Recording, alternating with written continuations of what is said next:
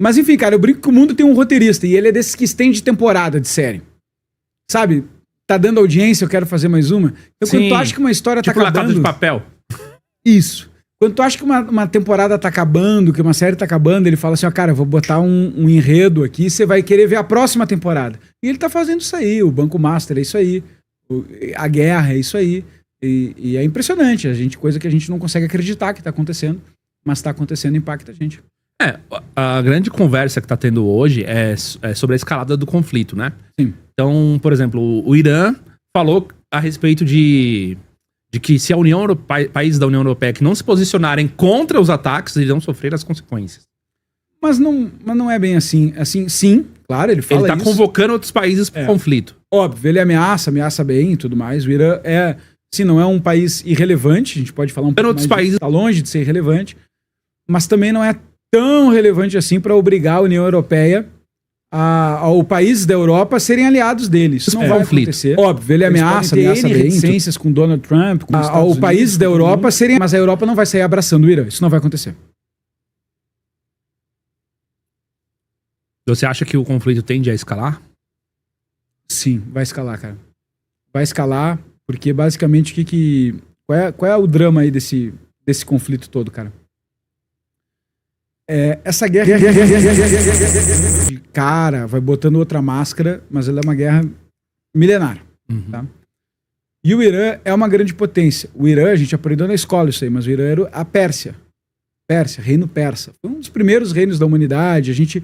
Como a gente mora no lado ocidental do planeta Terra, a gente pensa que tudo é Império Romano. A gente fala de Império Romano como se tivesse sido o auge da civilização e a primeira vez que a civilização atingiu aquele auge. Mas quando a gente cruza a linha que separa metade do planeta, a gente vai para o Oriente. Sim. E lá o Império Persa foi o grande império. E o Império Persa nada mais é que o Irã. Então isso aí é 7, 8 séculos antes de Cristo aparecer. Então o zoroatrismo, uma religião que antecedeu cristianismo, judaísmo, é de lá. O Irã, que era a Pérsia antigamente, se desenvolveu tremendamente. Foi a terra dos direitos humanos para muitos historiadores. Na época de Ciro, o imperador que teve lá, tipo desses imperadores romanos. Que Ciro é narrado na Bíblia. Claro, não é narrado na Bíblia. É no livro de Reis? De Reis nas escrituras do Antigo Testamento. O Ciro é o único não-judeu do Antigo Testamento que é dado como uma bênção. Porque foi ele que perdoou os judeus no Império Persa. Ele consolida o Império Persa e é ele que perdoa os judeus para os judeus voltarem para lá e construir o quê? O Templo de Jerusalém. Então é ele que faz esse perdão, é ele que traz isso e foi parar nas escrituras justamente por causa disso.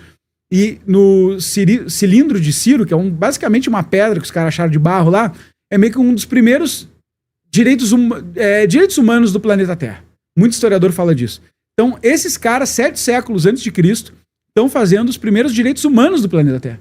Que é basicamente, eles dominavam outros territórios, mas deixavam as pessoas acreditar na religião que elas tinham, deixavam as pessoas se integrar na sociedade, etc e tal.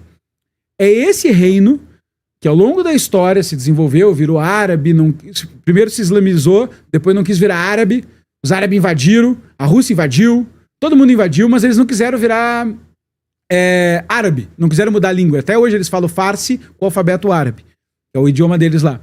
E, cara, esses caras aí só mudaram o nome para Irã em 1935. Sim. Agora, assim, se olhar historicamente agora, coisa de 100 anos, menos. Então... É um reino muito antigo. E guerra sempre teve. Sempre teve lá. É um território que tem muita guerra. Por N motivos. A gente pode falar um pouco disso. A posição que ele tá no mapa e tudo mais. E também a característica do clima local. Que não tem água. O louco dessa história toda é que se a gente for voltar 50 anos, a gente tem Israel, na verdade, sendo aliado do Irã. O Irã sendo um aliado estratégico. Porque... Caramba. Porque a grande questão do Estado de Israel foi consolidar aliados. Quando ele é reconhecido como Estado-nação, ele começa a consolidar aliados para poder justamente se situar quem que ele pode confiar, quem que ele não pode, com quem ele pode ter relações comerciais, com quem ele não pode, tudo mais, quem reconhece o país, conhece o território. E o Irã foi o primeiro a ter uma boa relação com o Estado de Israel. E hoje eles estão completamente opostos, né? Cara, sim, em início do século XX, 1904, a Inglaterra, o que aconteceu um pouco antes? Os caras descobriram petróleo nos Estados Unidos, Rockefeller fez uma porrada de dinheiro com o petróleo, porque descobriu que o petróleo dava para transformar em combustível, e tá aí o que a gente estuda na escola como segunda revolução industrial. Então os caras descobriram isso aí. Onde tem petróleo no mundo começa a ser um assunto. E a Inglaterra descobre que existe pista, olhando o solo, estudando o solo lá do Irã, que pode ter petróleo lá. Em 1904, eles fazem um acordo de explorar por 20 mil libras esterlinas na época, e mais 16% dos lucros, o petróleo que eu achar aqui é meu. Inglaterra fala pro Irã, na época Pérsia, o petróleo que eu achar aqui é meu. E eles fecham um acordo, 4 anos depois, tu vê que analistas bons, 4 anos depois os caras acham petróleo lá, uma porrada de petróleo. E começa a explorar. Durante grande parte dessa época, essa foi um dos pontos de tensão, durante grande parte dessa época, Inglaterra, Estados Unidos e depois de 1945 Israel, que Israel se é fundado depois de 45, consideram o Irã um aliado, porque tinham presidentes e líderes lá associados aos poderes ocidentais. Só que esse trauma de que o petróleo aqui não é nosso e tudo que a gente tem é petróleo, começa a criar uma polarização na sociedade entre aqueles que eram contra e aqueles que eram a favor do Ocidente. Isso dá muito poder para as pessoas movimentarem discurso, até que em 1979 o Khomeini pega o poder lá, dizendo que passou por vários presidentes que tentaram estatizar petróleo e tudo mais, mas basicamente em 79 que o negócio vira o Irã que a gente conhece hoje. É um regime teocrático, é uma ditadura, governada por um líder islâmico.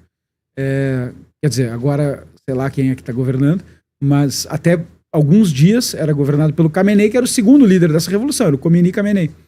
Líder, a dupla sertaneja aí do Islã teocrático. Do Irã. E você falou que o conflito tende a escalar, a escalar. Por que dessa vez a questão é realmente um clima de guerra total no Oriente Médio? Tá bom, boa pergunta. Cara, vamos lá. Tentar... Aí tu vai me interrompendo aí toda hora que fizer sentido, tá? De forma mais simples. O que é o Irã? É um pedaço de terra exatamente na nossa interpretação de meio do planeta Terra. A Terra é redonda, não acredito em terra plana, mas está lá no meio do planeta Terra um pedaço de terra importante que cruza Oriente e Ocidente, é um pedaço muito importante, cercado de montanhas, muito relevante desde o início da história, Mesopotâmia, tudo aquilo que a gente aprende, está tudo ali na volta. E ele é uma liderança religiosa que não é só o Irã. O Irã criou, através da instituição dele, tudo que a gente chama de eixo de resistência. O que é o eixo de resistência?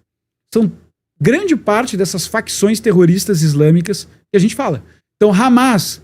Quem criou o Hamas? Quem financiou o Hamas? Para quem que dava dinheiro para o Hamas? Era o Irã. Entendi. Hezbollah no Líbano. Outra dessas facções que a gente fala bastante. Quem que deu dinheiro? Quem que criou? Foi o Irã. Os Houthi no Iêmen, mesma coisa. Então, vários desses lugares que a gente estuda, Bagdá, e a gente estuda e sabe que existem esses fundamentalistas islâmicos que se associam ao terrorismo como estratégia de guerra, foram financiados pelo Irã.